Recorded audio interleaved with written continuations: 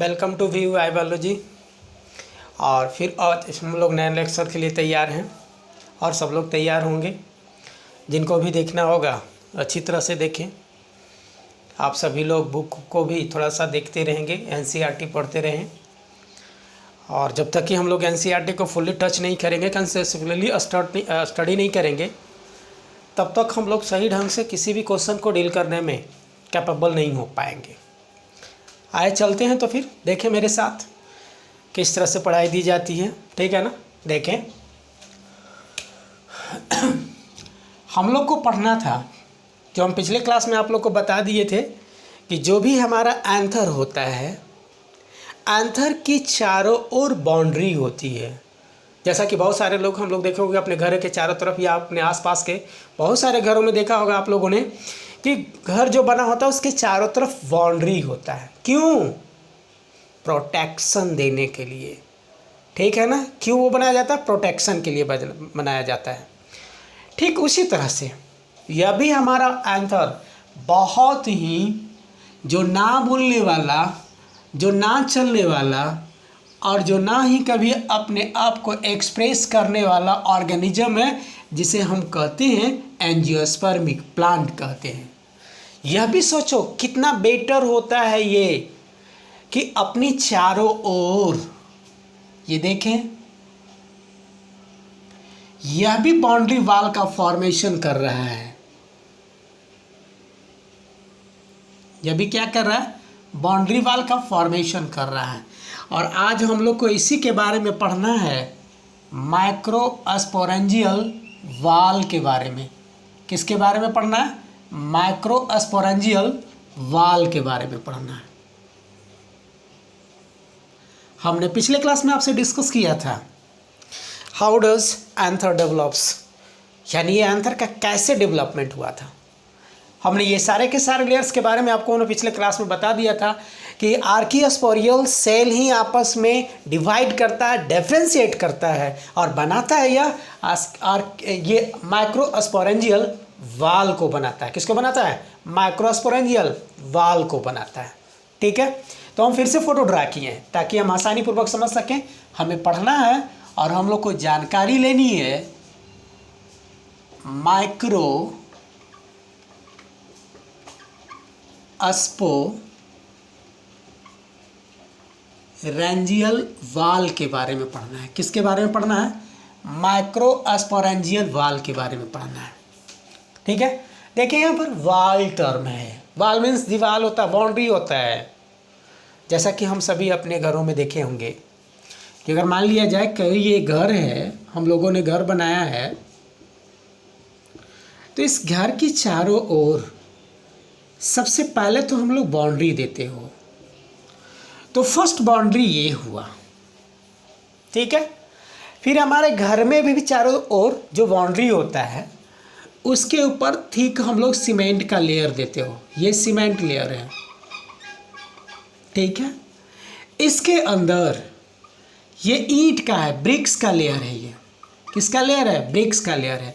और इसके अंदर में भी सीमेंट लेयर है, जिसे प्लास्टर बोलते हो हम लोग। क्या बोलते हो? प्लास्टर बोलते हो। यह भी हमारा बाउंड्री वॉल हो, ठीक है। तो याद करो प्यारे, ठीक है ना, जिस तरह से हम लोग के घर में भी या हम लोग का जो होम होता है, हाउस होता है, उसमें भी 4 वॉल्स होता है, 4 लेयर्स होता है। यानी हमने भी जो अपना हाउसेस को जो डेवलपमेंट किया है ना, उसमें भी हम 4 लेयर्स बनाते हैं। यह भी जो नॉन मोटाइल है, जो कभी बोलता भी नहीं है, और ये भी कितना चालाक है कि अपने इस माइक्रोस्पोरेंजिया की चारों ओर वो 4 लेयर्स का फॉर्मेशन करता है। कितने लेयर्स का? 4 लेयर्स का फॉर्मेशन करता है। जिस तरह से हम अपने बॉडी और अपने ऑफस्प्रिंग को प्रोटेक्ट करने के लिए हम इस 4 लेयर का फॉर्मेशन कर रहे हैं, ठीक उसी तरह से याद रखनी है, यह भी अपने नेक्स्ट जनरेशन को डेवलप होने वाले जो गैमेट का फॉर्मेशन करता है, इसी माइक्रोस्पोरेंजिया में करता है। इसी का नाम है माइक्रोस्पोरेंजिया। याद रखनी है, इसी का नाम क्या है? माइक्रोस्पोरेंजिया है, ठीक है। माइक्रोस्पोरेंजिया को जो घेरे हुए जो वाल है वह 4 लेयर्स है। देखेंगे हम पिछले क्लास में आप लोग से हमने बात कर ली है, ठीक है ना। अभी सिर्फ हम रिवाइज कर रहे हैं। ये एपिडर्मिस था, यह एंडोथेसियम है, यह मिडिल लेयर है और ये टैपेटम है। याद करो प्यारे, ये क्या है? टैपेटम है, ठीक है।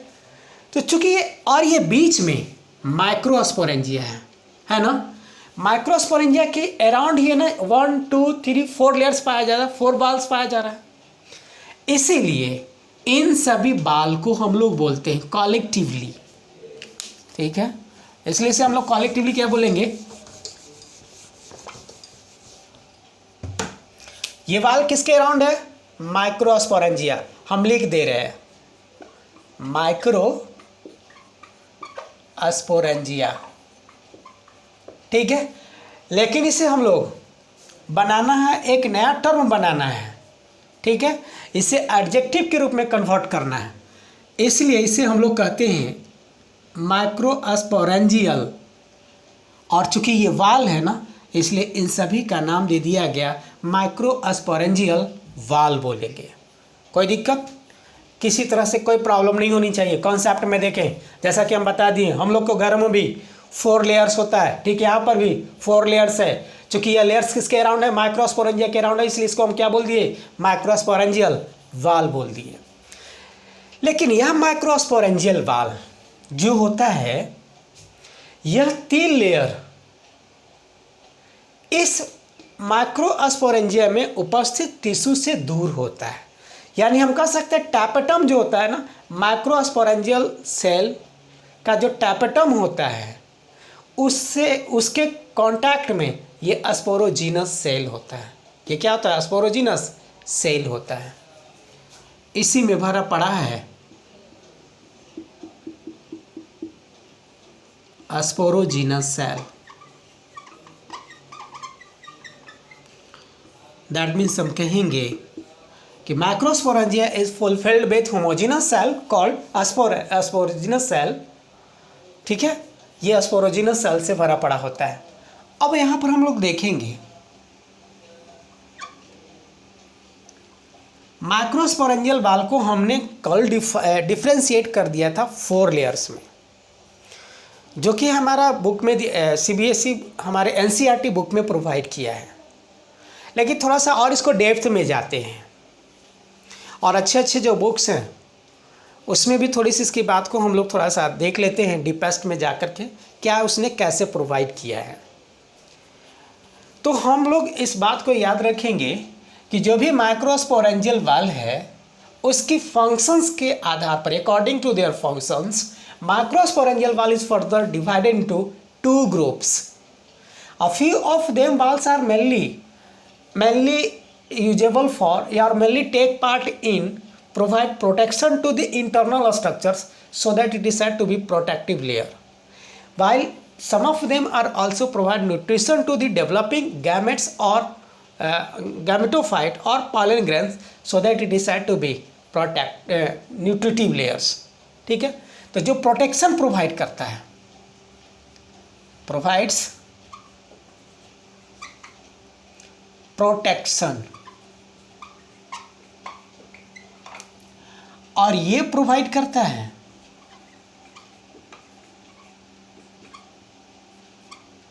न्यूट्रिशन. ठीक है, जो प्रोटेक्शन प्रोवाइड करता है पैसे को कहेंगे प्रोटेक्टिव लेयर. ओके, याद हो गया. और वैसे को कहेंगे जो न्यूट्रिशन प्रोवाइड करता है, उन सभी को कहेंगे न्यूट्रिटिव लेयर कहेंगे. क्या बोलेंगे हम लोग? न्यूट्रिटिव लेयर कहेंगे. यह जो प्रोटेक्टिव लेयर होता है वो फर्दर डिफ्रेंशिएटेड होता है. यह फर्दर डिफ्रेंशिएटेड होता है 3 लेयर्स में. एक को बोलेंगे एपिडर्मिस, एपिडर्मिस बोलेंगे. बी को बोलते हैं एंडोथेलियम, थैसियम, सी को बोलेंगे मिडिल लेयर। तो हम लोग कहेंगे ना कि microsporangia is get surrounded by 4 layers are collectively called microsporangial valve. Microsporangial valve is further differentiated into two groups. One of them is said to be protective, which are always provides protection to the internal parts of the microsporangia, while another is said to be nutritive layer, which always provide nutrition to the developing pollen grains or spore. Protective layer is also further differentiated into 3 parts: A. Epidermis, B. Endothecium, C. Middle layer.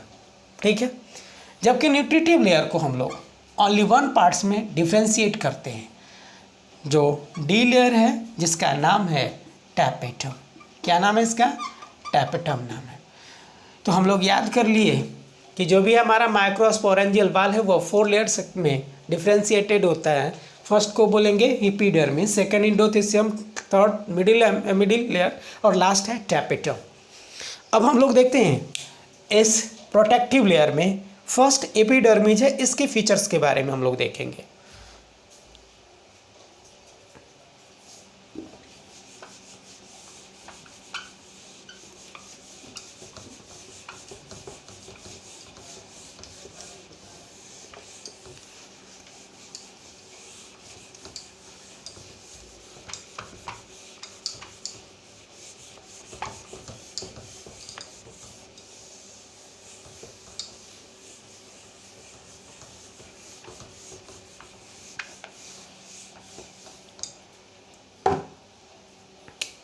तो देखेंगे ए में है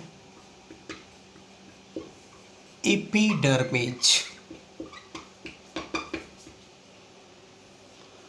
We know that outermost layer of leaf, a stem as well as root, also known as epidermis. So that epidermis is also present on the outermost ball of the anther. Okay?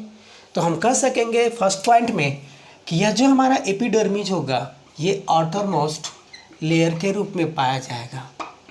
Okay, second में हम बताएंगे यह thin layer होता है और साथ ही साथ एक ही लेयर में मौजूद होता है, यानी सिंगल लेयर होता है। तो हम कहेंगे यह सिंगल लेयर होता है। इसके सभी सेल की जो सेल वाल होती है वह दुबली पतली होती है, इसलिए ऐसे को हम कहेंगे ये सब के सब थिन वाल्ड होते हैं। ओके, ठीक है, और ये मेनली प्रोटेक्टिव नेचर का होता है। दैट मीन्स हम कहेंगे it is also protective in nature. ठीक है, और इस तरह से हम लोगों ने देख लिया ये सभी के सभी सेल्स जो भी होंगे हमारे इतने सारे फीचर्स वाला होंगे। एक और बात है, उन सभी सेल के रेस्पेक्ट में जो एपिडर्मिस का सेल्स होता है वह सब का सब स्मॉलर इन साइज होता है। दैट मीन्स ये स्मॉल साइज वाला होता है। नेक्स्ट है हम लोग का किसके बारे में? इंडोथेसियम के बारे में। इंडोथेसियम के बारे में पढ़ना है।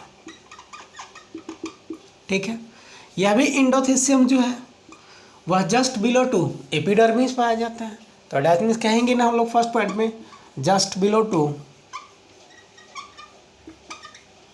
Epidermis. Epidermis, okay. Next point में हम लोग बताएंगे यह भी जब भी होता है तो सिंगल लेयर में भी होता है। कितने लेयर में होता है? सिंगल लेयर में होता है। ठीक है, सिंगल लेयर, और कभी कभी 2 में भी पाया जाता है। अगली बात, इसके सभी सेल्स जो होंगे वो लार्जर होता है। सबका सब क्या होता है? लार्जर होता है। लार्जर इन साइज बोलेंगे, यानी इसके रिस्पेक्ट में इसकी जो सेल होती है वो बड़ी होती है। ज़रा सा इसकी इन दोनों को हम थोड़ा फोटो को देख लें, क्योंकि हमारे से कुछ नए नए पॉइंट्स निकल करके आएंगे और हमें ज़्यादा बेटर से समझ पाएंगे।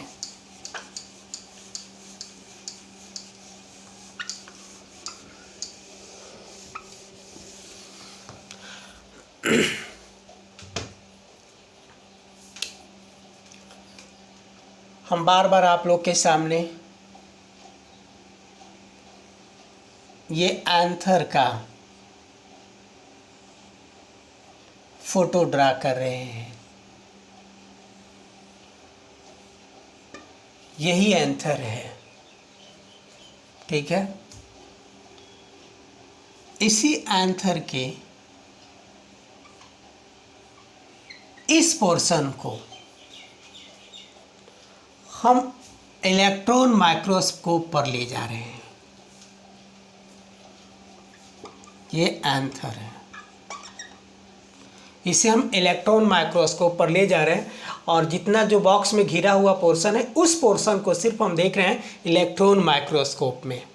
तो देखेंगे हम लोग, देखें ये जस्ट सी शेप में दिख रहा है, ऐसे दिख रहा है, ठीक है।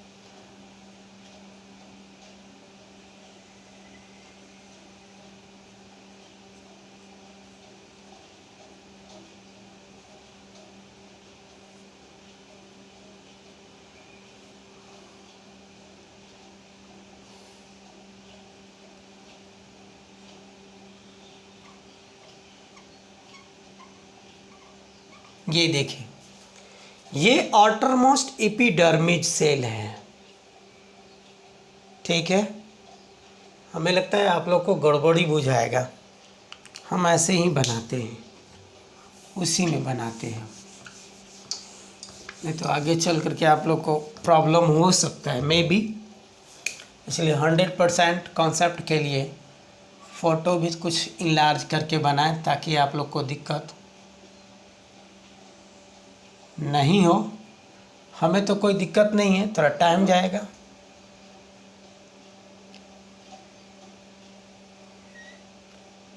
यही इसी पोर्शन का हम लोग इलेक्ट्रॉन माइक्रोस्कोप पर देख रहे हैं।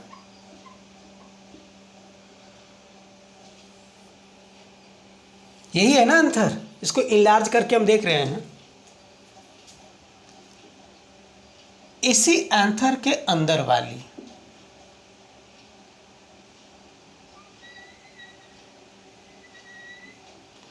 जो लेयर है,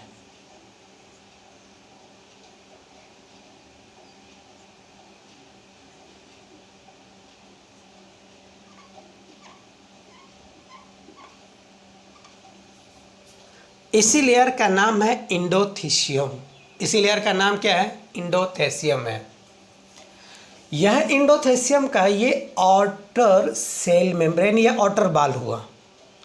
ये जो जा रहा है एस शेप जैसा, ये सब इसका इनर सेल वॉल हुआ, ठीक है।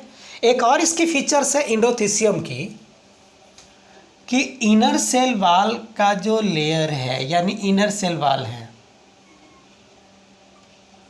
वो इस पर फाइबर का डिपोजिशन हो जाता है। ये देखिए फाइबर का डिपोजिशन हो गया और ये थिक वॉल का फॉर्मेशन कर दिया। यह सेल का सेंटर यानी इसकी एंथर की सेंटर ये है। तो अगर इसका हम रेडियस देखें तो ऐसा ही रेडियस दिखाना पड़ेगा ना, ये सब का सब क्या है इसका रेडियस होगा। तो इसी रेडियल बाल पर भी ये फाइबर सेल, यही रेडियल बाल है, इस पर ये डिपॉजिट कर रहा है। ये देखें, ये इसकी सेल बाल भी डिपॉजिट हो रही है रेडियल बाल पर, ये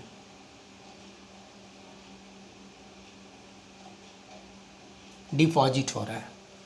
अब थोड़ा सा एक बात को सोचना है हम लोगों को कि जहाँ पर ये कर्व होता है, यही कर्व है, यही ग्रूव है, यहाँ पर का जो इनर बाल जो होता है उस पर ये फाइबर का डिपोजिशन नहीं होता है, ठीक है। तो अल्टीमेटली सोच सकेंगे ना हम लोग कि इन सभी इनर बाल का इनर बाल पर ये हमारा फाइब्रस का डिपोजिशन हो रहा है, ये भी फाइब्रस का डिपोजिशन है, ये भी फाइब्रस का डिपोजिशन है, ये है, यानी ये रेडियल बाल है और ये इनर बाल है। इसे हम लोग बोलेंगे रेडियल बाल और ये है इनर वॉल, इन दोनों पर फाइबर का डिपोजिशन हो रहा है।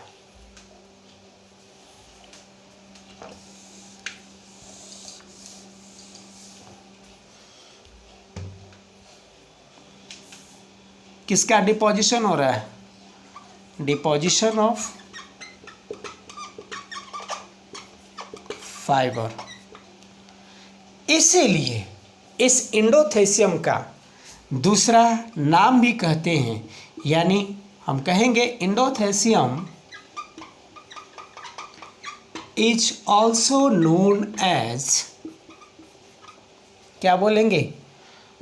फाइब्रस। चूंकि फाइबर का डिपोजिशन सिर्फ एंडोथेसियम में हो रहा है। किस में हो रहा है? एंडोथेसियम में हो रहा है, और किसी दूसरे लेयर्स में नहीं होता है, किसी दूसरे बाल पर नहीं होता है, सिर्फ और सिर्फ एंडोथेसियम पर होता है। इसलिए इसको हम कहते हैं फाइब्रस वाल भी बोलेंगे। क्या बोलेंगे इसे? फाइब्रस वाल भी बोलेंगे।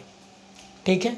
एक और पॉइंट हम लोग को दिख रहा है कि जो भी ग्रूव है, ये ग्रूव है, यहाँ ग्रूव है, हमने यहाँ पर भी ग्रुप दिखाया था। याद करेंगे इसकी फ़ोटो को, देखेंगे सब लोग बेहतर से अपनी एनसीईआरटी बुक को। ये भी ग्रुप है, ये सारे के सारे ग्रुप हैं। ये जितने भी ग्रुप होंगे उन सभी के बीच में जो सेल होता है उस पर किसी प्रकार का फाइबर का डिपोजिशन नहीं होता है। और ऐसे लाइन ऑफ डेhiscence को, इसी को कहते हैं लाइन ऑफ डेhiscence को अस्टोमियम कहेंगे। यानी यहाँ से जो यहाँ तक की जो पोर्शन दिख रहा है एंडोथेसियम का, किसका? एंडोथेसियम का, उसे हम लोग अस्टोमियम कहते हैं। क्या कहेंगे इसे? अस्टोमियम। याद रखना है, अस्टोमियम। अस्टोमियम क्या हुआ? तो कहेंगे thin walled cell of endothecium. ठीक है ना? Thin wall of endothecium cell known as क्या बोलेंगे? अस्टोमियम बोलेंगे। याद रखना है। इसी को हम लाइन ऑफ डेhiscence भी कहते हैं, और करके हम लिख लेंगे क्योंकि बहुत सारे लोग कन्फ्यूजन में डालते हैं। लाइन ऑफ डेhiscence भी बोलेंगे। तो हम लोग ने देख लिया यह जो हमारा एंडोथेसियम कहलाता है, और इसके फीचर्स में हम लोग देखते हैं।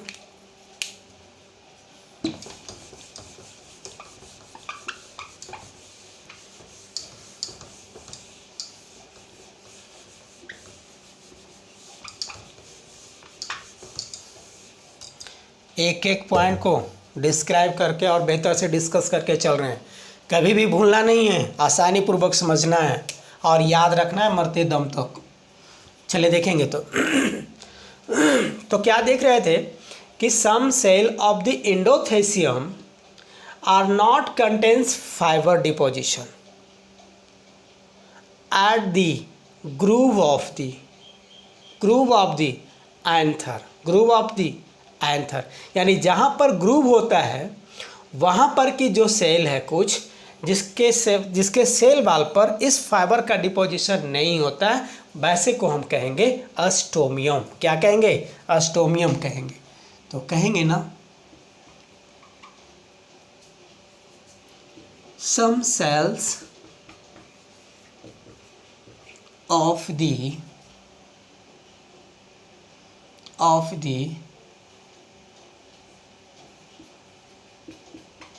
shallow groove of anther, some cells of the shallow groove, some cells of the anther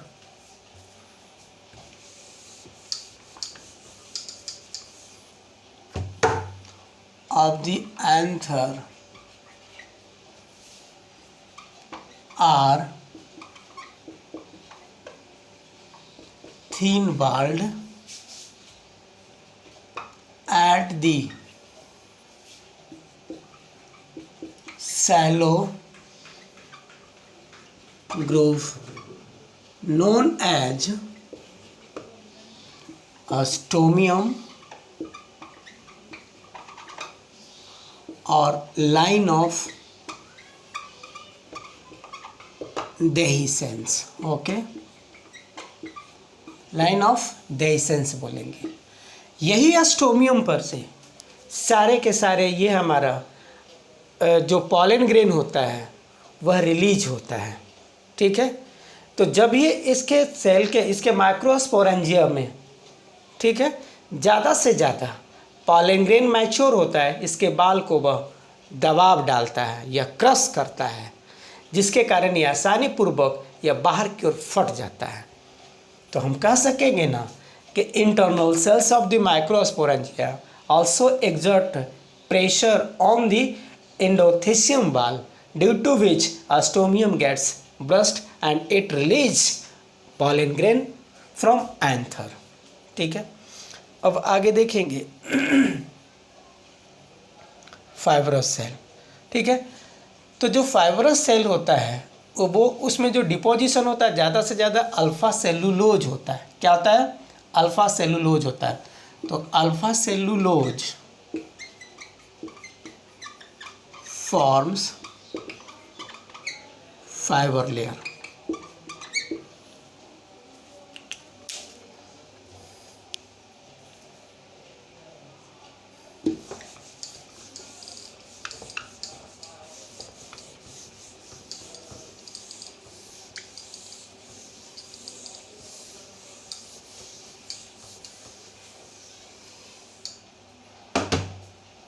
अब हम लोग को पढ़ना है सी है, जिसका नाम है मिडिल लेयर। तो हम बताएंगे ना कि सम बाल और layers is also present in between endothecium and tapetum, so that it is said to be middle layer बोलेंगे। क्या बोलेंगे? मिडिल लेयर बोलेंगे। अब यह जो भी मिडिल लेयर जो भी होता है, इन सभी का जो सेल लेयर होता है 1 to 3 लेयर्स में होता है। तो कहेंगे 1 to 3 लेयर्स वाला होता है। अगली बात हम लोग ये भी बताएंगे कि जो भी मिडिल लेयर का जो सेल होता है वह लार्जर स्ट्रक्चर वाला होता है, लार्जर इन साइज होता है। अगली बात हम लोग ये भी बताएंगे कि जो भी लार्जर साइज्ड होता है वह सब का सब सेल में स्टार्च का ग्रैन्यूल्स होता है और कुछ फाइबर्स भी डिपॉजिट होता है, कुछ फाइबर्स भी डिपॉजिट होता है। ठीक है, इसकी भी जो सेल लेयर होता है, सेल वाल होता है जो थीन होता है, सेल वाल क्या होता है? थीन होता है। तो हम कहेंगे थीन वाल्ड होगा, लार्जर इन साइज होगा। अगली बात हम देखेंगे कि यह जब भी रखता है तो यह स्टार्च ग्रेन्स को रखता है और कुछ फाइबर्स को भी रखता है। तो हम कहेंगे it contains, okay, it contains starch granules, starch granules and fibres. Okay, ये मिडिल लेयर हुआ। सभी लोग कंपैरिजन करते चलेंगे और आसानी पूर्वक याद करते रहिएगा। किसी तरह से भी अगर क्वेश्चन एराइज करता है नीट में तो आसानी पूर्वक आंसर हम लोग को प्रोवाइड करना है और किसी तरह का कोई कन्फ्यूजन नहीं होना है। बिल्कुल आपको हम फ़ोटो एक्स्ट्रा फ़ोटो दे दे करके समझा रहे हैं ताकि कोई प्रॉब्लम नहीं हो आप लोग को समझने में। ये सब आपको एनसीईआरटी बुक में नहीं मिलेगा फ़ोटो।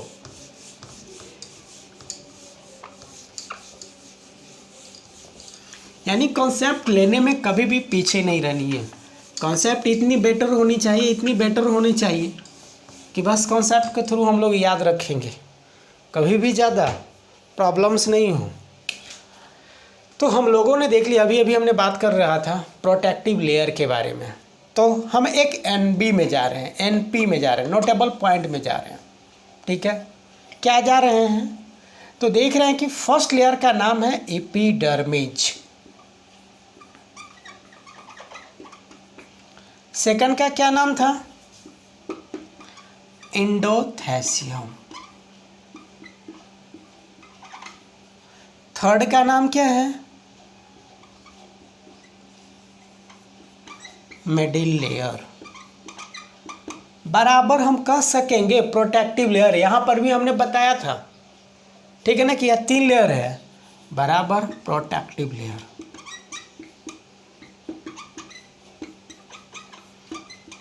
याद रखना, ये सब क्या हुआ? प्रोटेक्टिव लेयर हुआ। तो प्रोटेक्टिव लेयर का कहानी हम लोग ख़त्म कर दिए। अब हम लोग का सेकंड पार्ट है जिसका नाम है न्यूट्रिटिव लेयर। इस टर्म से ही हम लोग को समझ में आ रहा है कि हमारे कुछ ऐसे भी एंथर के अंदर, सेल वॉल के अंदर कुछ ऐसे भी सेल्स और लेयर्स मौजूद होते हैं जो उनके इंटरनल पार्ट्स को नरिशमेंट प्रोवाइड करता है या न्यूट्रिशन प्रोवाइड करता है। तो वैसे सेल वॉल को वैसे माइक्रोस्पोरियल वॉल को, स्पोरेंजियल वॉल को बोलेंगे न्यूट्रिटिव लेयर बोलेंगे। तो सेकंड में है न्यूट्रिटिव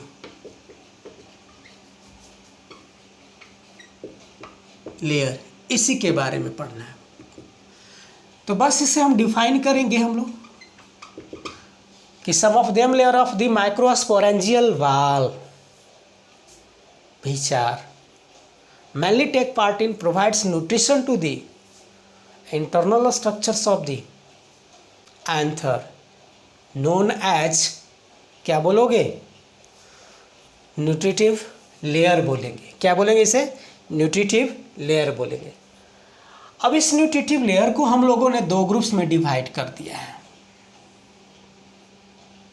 ठीक है। हम पिछले क्लास से सभी हम लोग पढ़ते आ रहे हैं एंजियोस्पर्म एंजियोस्पर्म एंजियोस्पर्म, बार बार रटते चले आ रहे हैं हम लोग। तो रटने से नहीं ना होगा, इसका इंटरनल और मॉर्फोलॉजिकल फीचर्स भी तो जानेंगे हम लोग। आप लोग को पढ़ना होगा, 11th में पढ़े होंगे सभी लोग, कि जो भी हमारा हायर प्लांट्स होता है उसमें फूड मटेरियल्स और वाटर मिनरल्स को कंडक्ट करने के लिए वैस्कुलर बंडल होता है। यह वैस्कुलर बंडल का काम होता है कि जो भी सॉइल के अंदर जो भी हमारा इसके वाटर मिनरल्स उसको एब्सॉर्ब कर करके बॉडी तक पहुंचाना। और फ्लोएम भी है एक। फ्लोएम का फंक्शन है कि जो भी लीफ में फूड मटेरियल्स का फॉर्मेशन हो रहा है या इसके बॉडी में जो ऑर्गेनिक कंपाउंड का जो हमेशा ट्रांसलोकेशन हो रहा है उसे एक ऑर्गन से दूसरे टिश्यू, दूसरे टिश्यू से दूसरे सेल के बीच में सबको फूड मटेरियल्स को पहुंचा देना, ठीक है। तो हम सभी इस बात को जान गए कि यही फ्लावर है, इसी फ्लावर में ये एंथर है। इस एंथर को भी तो चाहिए ना फूड मटेरियल्स को पहुंचाने वाला, क्योंकि यहाँ पर कोई कंडक्टिव टिश्यूज नहीं होता है। हम आपको ये भी पिछले क्लास में बताए थे। यही एंथर है, बार बार हम आप लोग को फोटो के द्वारा हम समझा रहे हैं, समझने की कोशिश करेंगे। यही एंथर है, इस पूरे एंथर को न्यूट्रिशन प्रोवाइड करने के लिए और वाटर मिनरल सप्लाई करने के लिए इसी कनेक्टिव टिश्यू की चारों तरफ हमारा वैस्कुलर बंडल का एक रिंग पाया गया था। क्या पाया गया था? रिंग पाया गया था। अब इस रिंग के चारों तरफ यह रिंग फॉर्म में ये हमारा वैस्कुलर बंडल है। यहाँ तक तो वाटर मिनरल्स और साथ ही साथ फूड मटेरियल्स पहुँच जाएगा, लेकिन देखें तो ये बगल में है माइक्रोस्पोरेंजिया है, यही माइक्रोस्पोरेंजिया है। और इस माइक्रोस्पोरेंजिया को फूड मटेरियल को सप्लाई करने के पहले ये दीवार है, एक लेयर है जिसका नाम है टैपेटम। जिसका नाम क्या है? टैपेटम नाम है, ठीक है, यही टैपेटम है। अब यहाँ से फूड मटेरियल्स और वाटर मिनरल्स यहाँ तक तो पहुँच रहा है, लेकिन यह टैपेटम इसके चारों तरफ यह वॉल का फॉर्मेशन कर रखा है तो क्या ये फूड मटेरियल से डायरेक्टली डिफ्यूज होकर के ये हमारे माइक्रोस्पोरेंजिया में चला जाएगा? नहीं जाएगा। उसके लिए यह टापेटम के पास एक स्पेशल सेल होता है जो इस माइक्रोस्पोरेंजिया में उपस्थित जो भी हमारे स्पोरोजिनस टिश्यूज हैं और सेल्स हैं उसको यह फूड मटेरियल को सप्लाई करता है। देखें ये कैसे करता है। हमेशा बिल्कुल एनर्जेटिक्स रूप में समझना है, बिल्कुल साइंटिफिक रोल में, ठीक है ना। यहाँ से यहाँ तक तो फूड मटेरियल सबको सब सप्लाई कर दे। ये फ्लावर है, फ्लावर का ये एंथर है, एंथर का टीएस को देखा तो ये हमारा ring like structure vascular bundle है। वैस्कुलर बंडल ने सारा का सारा फूड मटेरियल को सप्लाई सभी जगह कर रहा है, ठीक है। लेकिन ये सभी का सभी फूड मटेरियल्स को इंटरप्ट कर रहा है हमारा टैपेटल सेल कर रहा है। और यही टैपेटल सेल में से कुछ सेल ऐसा होता है जो इसके सारे के सारे फूड मटेरियल्स वाटर मिनरल्स को इस माइक्रोस्पोरेंजिया में उपस्थित जो स्पोरोजिनस सेल है उसको ये सप्लाई करता है। इसके पास दो तरह के सेल्स होते हैं जो सिर्फ फूड मटेरियल्स को सप्लाई करता है, ट्रांसपोर्टेशन के लिए रिस्पॉन्सिबल होता है। वैसे को कहते हैं अमीबॉइड सेल बोलते हैं। क्या बोलते हैं? अमीबॉइड सेल बोलेंगे, ठीक है। तो हम कहेंगे हेल्पफुल इन ट्रांसपोर्टेशन,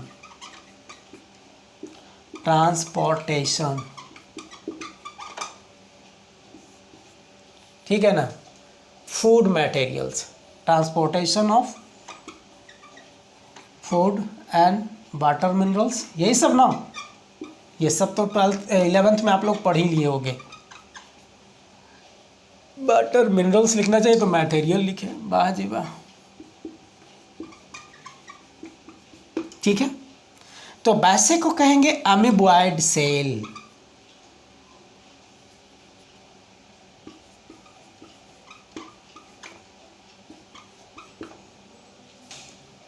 दूसरा है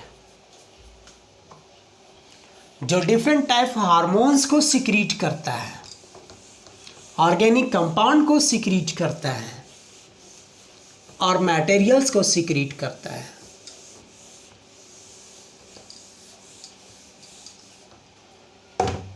तो हम कह सकते हैं ना सीक्रेट्स डिफरेंट टाइप्स ऑफ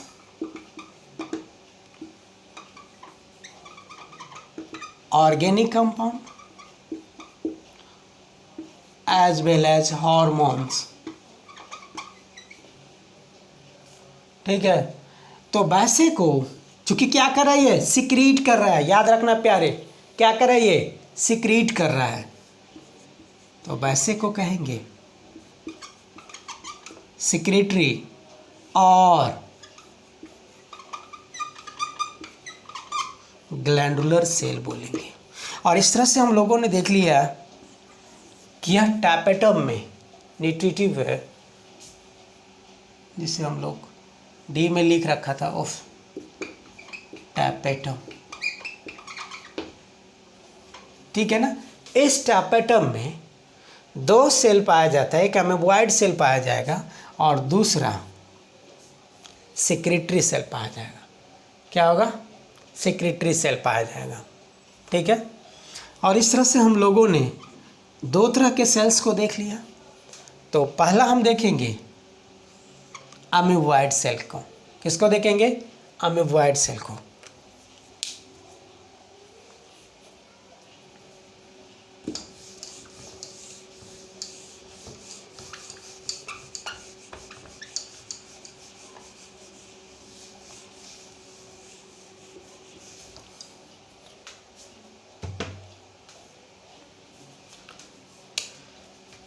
थोड़ा सा फोटो देख लेते हैं हम लोग, तो फिर बेहतर से हम इसके फीचर्स दोनों को डिफ्रेंशिएट कर देंगे। किसके बारे में पढ़ना है? टैपेटम के बारे में पढ़ना है।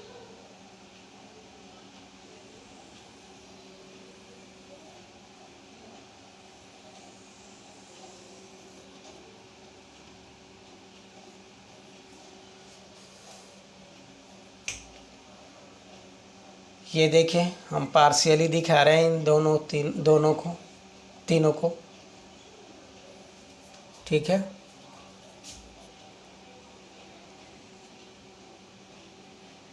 हमें इसकी ज़्यादा ज़रूरत नहीं है, हमें ज़रूरत है टैपेटम को समझने की।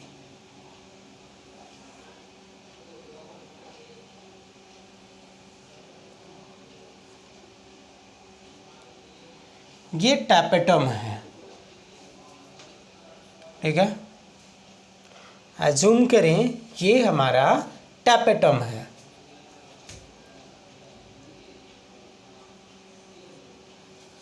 ये बीच में हमारा माइक्रोस्पोरेंजिया है। समझेंगे, कंसंट्रेट हो जाएंगे सभी लोग। माइक्रोस्पोरेंजियम है ये, ठीक है। इसके बीच दो तरह के सेल्स होता है। पहला हमने बताया था अमीबॉइड और दूसरा कौन है? सेक्रेटरी है।